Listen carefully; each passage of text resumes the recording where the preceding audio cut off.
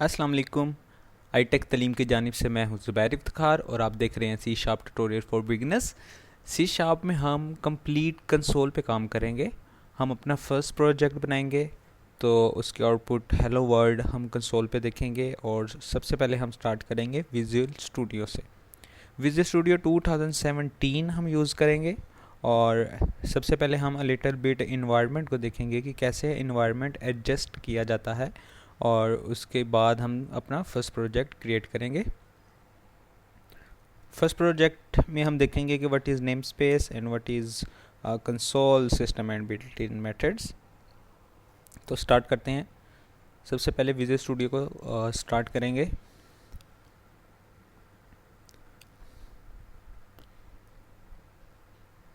Visual studio 2017 community better है development के लिए। It is easy to use and जो वर्क हम 2017 में कर रहे हैं वही वर्क हम 2015 एंड 2013 में भी कर सकते हैं। It is same one. So ये विजुअल स्टूडियो का स्टार्ट है। आप देख सकते हैं यहाँ पर सॉल्यूशन एक्सप्लोरर है।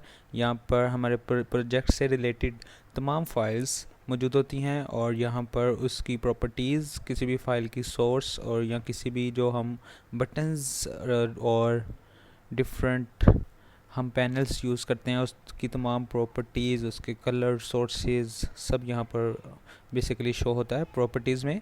और ये हमारा आउटपुट है कंसोल पर जो शो होता है। कंसोल का कोई एरर्स वगैरह वो हम यहाँ पर देखेंगे और रीड करने के बाद उसको सॉल्व करेंगे। तो लिटिल बिट इन्वायरमेंट को अगर हम देखें तो ये प्रॉपर्टीज़ है, इसको हम यहाँ कहीं भी ड्रैग एंड ड्रॉप कर सकते हैं, किसी भी तरह एडजस्ट कर सकते हैं। ये एक सेपरेट विंडो है और ये एक सेपरेट विंडो है। इस विंडो में हम यहाँ राइट लेफ़्ट कहीं भी, फिल वक्त मैं इसको बॉटम में एडजस्ट कर देता हूँ। इसी तरह सॉल्यूशन एक्सप्लोरर को भी हम लेफ़्ट या राइट कर सकते हैं, बॉटम टॉप कर सकते हैं। तो इसके इन्वायरमेंट को आप फिल वक्त, ये इसकी बेस्ट है कि सॉल्यूशन एक्सप्लोरर ऊपर हो और प्रॉपर्टीज़ नीचे हो, आउटपुट इधर हो। और अगर ये सब शो ना हो तो इन्हें इजीली गेट किया जा सकता है। जस्ट क्लोज इट, ये हमने क्लोज कर दिया। तो आप देखेंगे कि ये मेन्यूज़ हैं। इन मेन्यूज़ में व्यू पे हम क्लिक करेंगे। व्यू पे आप देख सकते हैं ये सॉल्यूशन एक्सप्लोरर है, ये यहाँ पे आउटपुट है, ये प्रॉपर्टीज़ विंडो है। तो इन पे क्लिक करके हम इनको यहाँ दोबारा ऐसे शो कर सकते हैं, view and then properties and the last one our output. So ये तो हम अपना सबसे पहले फर्स्ट प्रोजेक्ट क्रिएट करते हैं। प्रोजेक्ट क्रिएट करने के लिए फाइल पे क्लिक करें एंड न्यू एंड प्रोजेक्ट। सो यहाँ पर वो प्रोजेक्ट हमें शो करेगा कि आपने किसका बनाना है। तो ये बेसिकली कम्युनिटी है जो कि WPF के लिए इंस्टॉल किया गया था। तो इसमें कंसोल की ऑप्शन है, तो यहाँ से हम कंसोल सेलेक्ट करेंगे और विजुअल सी शार्प सेलेक्ट करेंगे कंसोल, और यहाँ पर हम अपने प्रोजेक्ट का नेम दे देंगे। तो इसको मैं कह देता हूँ डे वन एग्जाम्पल। सो और ब्राउज़र इसको लोकेशन हम के ये प्रोजेक्ट कहाँ होना चाहिए। बाय डिफ़ॉल्ट ये मेरी डी विजुअल स्टूडियो प्रोजेक्ट्स में और डे 1 एग्जाम्पल के नाम का बेसिकली ये एक प्रोजेक्ट क्रिएट कर देगा, और सॉल्यूशन नेम भी इसका डे 1 एग्जाम्पल होगा। क्लिक करेंगे ओके। जैसे ही मैंने ओके किया आप देखेंगे कि ये प्रोजेक्ट एक क्रिएट कर देगा डे 1 एग्जाम्पल के नेम से, और उस प्रोजेक्ट की फाइल्स जो हैं वो सॉल्यूशन एक्सप्लोरर पर शो होंगी, और फर्दर उसकी प्रॉपर्टीज़ यहाँ शो होंगी।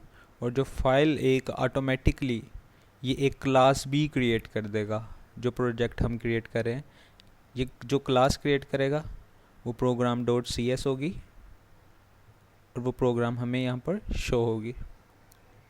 सो उसमें हम लिटिल बिट चेंज करेंगे, और चेंज करने के बाद हम एक अपनी क्लास बनाएंगे और हेलो वर्ल्ड देखेंगे कैसे प्रिंट किया जा सकता है। सो ये प्रोजेक्ट क्रिएट हो चुका। आप देखेंगे कि ये यूजिंग सिस्टम वगैरह ये सारी लाइब्रेरीज़ हैं जो यहाँ पर यूज़ की गई हैं, और ये नेम स्पेस है सेम प्रोजेक्ट के नेम की। Name space basically address show करता है कि ये कहाँ एग्जिस्ट करती है, तो उसकी name space basically day 1 example है जो हमने प्रोजेक्ट अभी क्रिएट किया, और उसमें एक क्लास मौजूद है जो प्रोग्राम है और उसमें एक मेन है। मेन के बारे में आप जानते होंगे, सबसे पहले जब ही स्टार्ट किया जाता है या इसको डिबग रन किया जाता है तो सबसे पहले मेन एग्जीक्यूट होता है, और मेन में इस पैरेंथेसिस में जो भी कोड लिखा जाता है सबसे पहले वो रन होता है, वो एग्जीक्यूट होता है।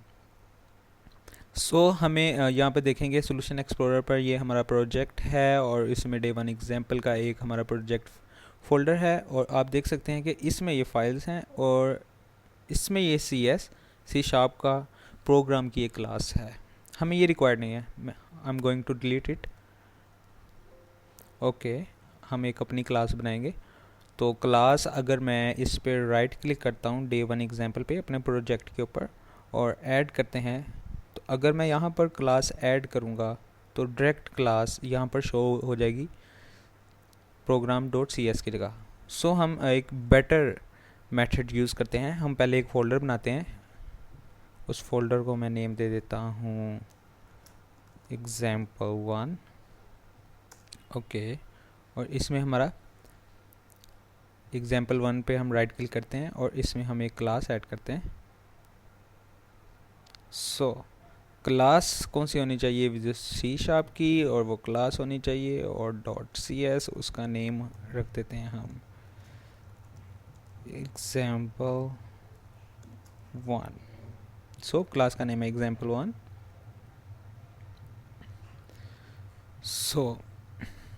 It's easy to explain now what is name space.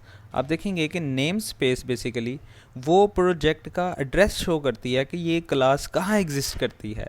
ये क्लास एग्जिस्ट करती है डे 1 एग्जाम्पल के प्रोजेक्ट में, एक example1 का फोल्डर है और उसमें एक सी शार्प की क्लास मौजूद है example1 के नेम से, सेम लाइक डैट। ओके, एक नेम स्पेस है डे 1 एग्जाम्पल, उसमें डे 1 एग्जाम्पल, उसमें एक example1 का फोल्डर है, उसमें एक example1 का फोल्डर है, और उसमें एक क्लास example1 है, just like it. So namespace is nothing just like telling about working environment space or as a namespace. और ये क्लास है, और इस क्लास में आप जानते हैं हर क्लास में एक मेन ज़रूर मौजूद होता है। तो सबसे पहले हम यहाँ पर मेन लिखेंगे, पब्लिक स्टैटिक वॉइड मेन का M कैपिटल एंड स्ट्रिंग अरे, एंड यहाँ आर्गूमेंट पास करते हैं। अगर आप यहाँ आर्गूमेंट के अलावा कुछ भी पास कर सकते हैं, मैं ITT पास कर देता हूँ, इंफॉर्मेशन टेक्नोलॉजी तालीम पैरेंथेसिस एंड दैट्स इट। ये हमने अपनी क्लास का मेन बना लिया। अब यहाँ पर सबसे पहले हम देखेंगे कि कैसे what is system.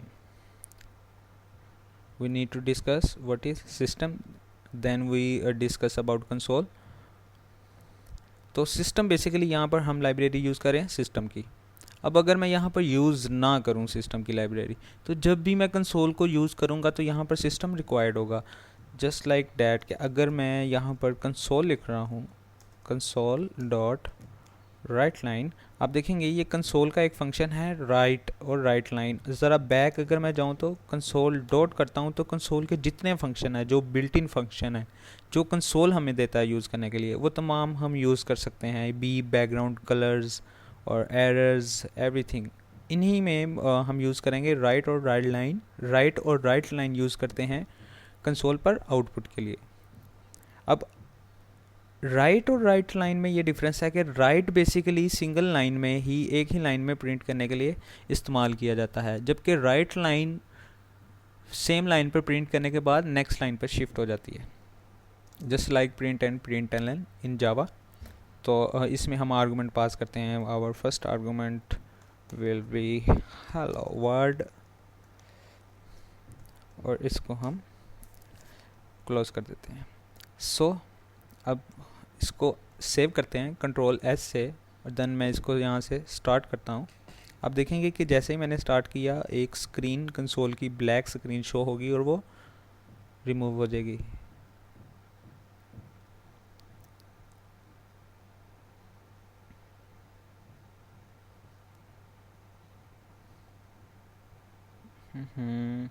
I don't know why build started.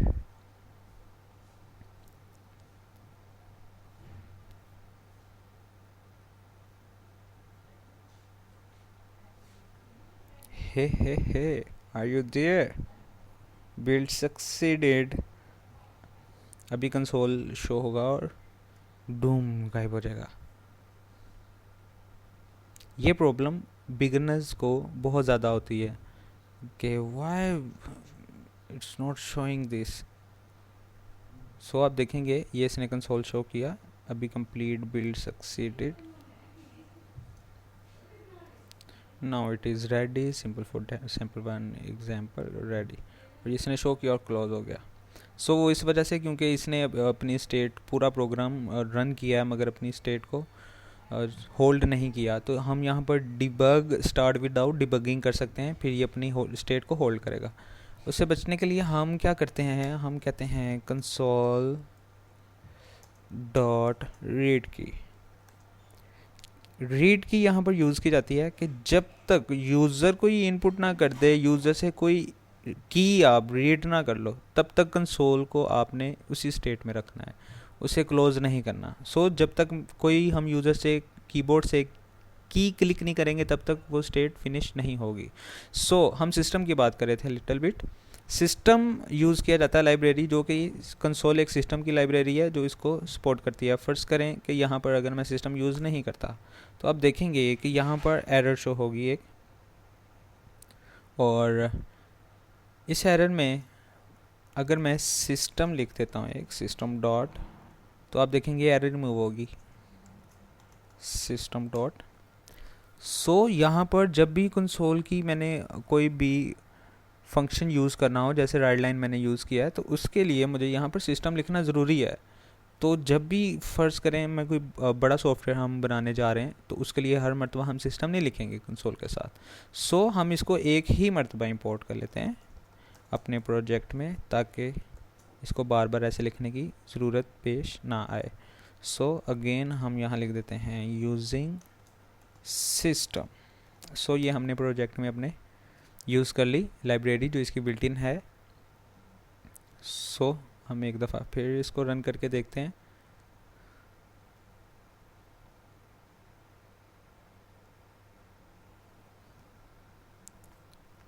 तो आप देखेंगे कि ये इसने हेलो वर्ल्ड शो किया, और ये जो ब्लिंकिंग है ये इसकी स्टेट को शो करता है कि इसकी स्टेट इस वक्त रीड की ये बेसिकली है। अगर मैं यहाँ से कोई भी क्लिक करूँगा ये, तो वो फिनिश हो गया क्योंकि कंसोल डॉट कोई भी उसने की रीड की है यूज़र से।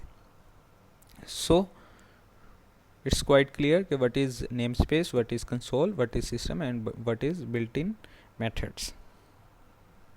सो आगे चलते हैं कि what is variables and there is different types of data types of variables.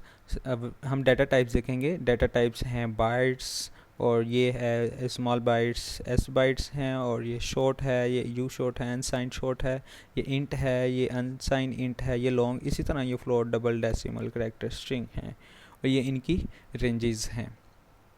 So next lecture में हम देखेंगे कि हम कैसे इन पे काम कर सकते हैं, और इसके अलावा हम ये भी देखेंगे कि व्हाट आर अर्थमेटिक ऑपरेटर्स, और अर्थमेटिक ऑपरेटर्स से कैसे काम लिया जा सकता है। So thank you for watching.